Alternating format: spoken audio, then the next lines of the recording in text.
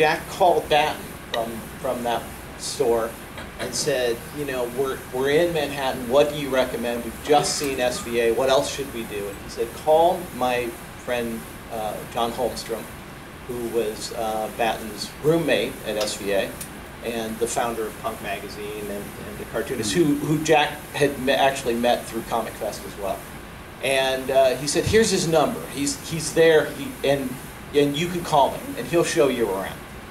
And right away, John came down, we walked around the village, he talked about SVA, he said, what has Batton told you about the school? And it was really an amazing thing that Jack really felt that comfortable with, to call Batton and say, what else do I need to do here while I'm in your town and while I'm at your school?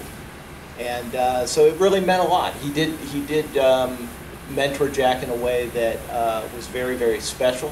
He was one of the first to jump on board when Jack's characters were being drawn by other artists in the first collection of his Peachy Clinker cartoons.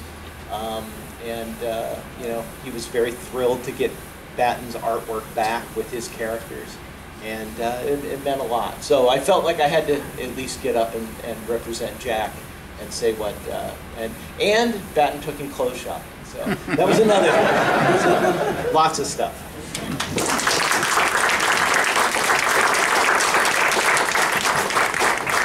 That was a wonderful story. Thank you so much for sharing it. That kind of intergenerational continuity and mentorship in a creative field is absolutely essential.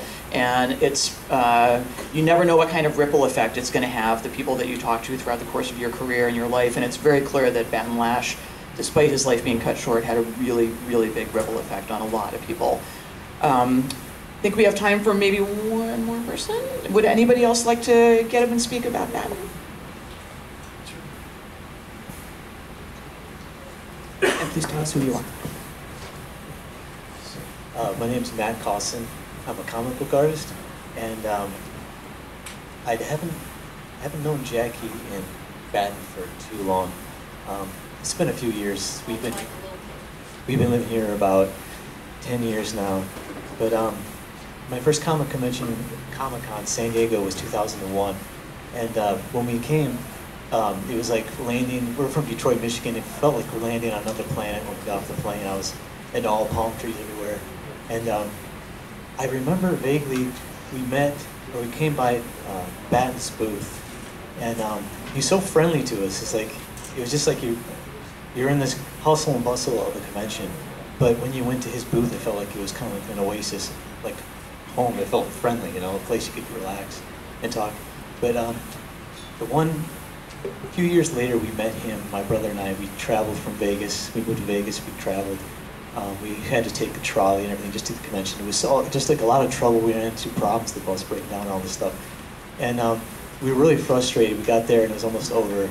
And we walked in, and the first booth was, you know, Batton's booth.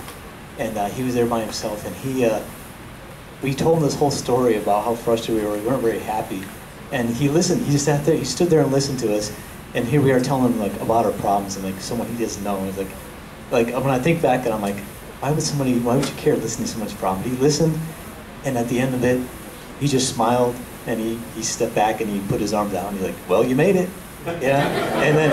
And it's funny is that when we did that, we just took a sigh of relief, like, yeah, we're here, you know, we made it finally. And it changed our whole perception of the day, and our attitudes changed, and yeah, we never forgot that. And then years later, we finally moved to San Diego. There was a gallery showing, and it was at Batton's studio he shared with the gallery. And we went there. We didn't know anything, or we didn't know anybody. We went there, and we ran into him, started talking with him. And he said, you know what, you look familiar. I think we might have met sometime. And I go, I think probably at a convention. And he said, yeah. And then when we were there at the convention, that's where we ran into James Hudnall. And inadvertently, Batton Lash, I'm working with James right now on a comic book. And inadvertently, he connected us to work together. Because without going to his studio, and we were familiar with him talking at a convention years ago, or years before that, he connected us, so now we're working with James. And it's funny, it's like, one thing I noticed at the memorial was that and the parties that we went to at his gallery, is that the kind of people that were there, wide range mix of people from different backgrounds, different looks, you know. Same thing at the memorial, I noticed everybody who was not from the same type of group, you know. That spoke to me because it showed the kind of person he was. He connected to all different types of people with different generations, as we heard. That really stood out to me. I want to be that kind of person. I want to be somebody who could connect to people no matter how different they are from me. And it's like, it didn't matter. It just, somehow he connected with people. And that's the kind of person I want to be. And that was a real inspiration. Besides the artwork, the fashion, and you know, hooking me up with different people, connections, is that something I'll always take away. We got to know him a little bit more at signings and everything, and I was intimidated actually to walk up and talk to him because he was kind of like conroyal to you, Jackie and Batton, but they were so inviting, so friendly, and so warm to us. And yeah, I'll never forget the impact he's made on me. I think about him a lot. Even though I wasn't lucky enough to know him as long as most people here, decades, that would have been something, but yeah, thanks. I'd like to say thanks to Beck, Jackie, and Batton. Matt, you mentioned that the Exhibit A booth was like an oasis when you came into the convention. And at first I had thought, well, there's not going to be a booth this year. But so many people said that it's so important to them to be able to go into the exhibit hall and have that booth be there, that where there will be the Exhibit A booth in the same place as it's been.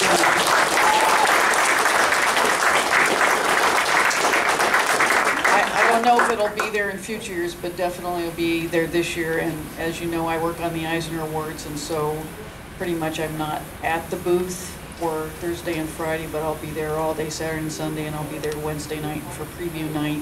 And people who really knew Bat and worked in retail are sharing the booth, and they will be out there, you know, promoting the work and promoting Bat. And so I think we've got it all worked out. So yes, there will be Exhibit A press at Comic-Con.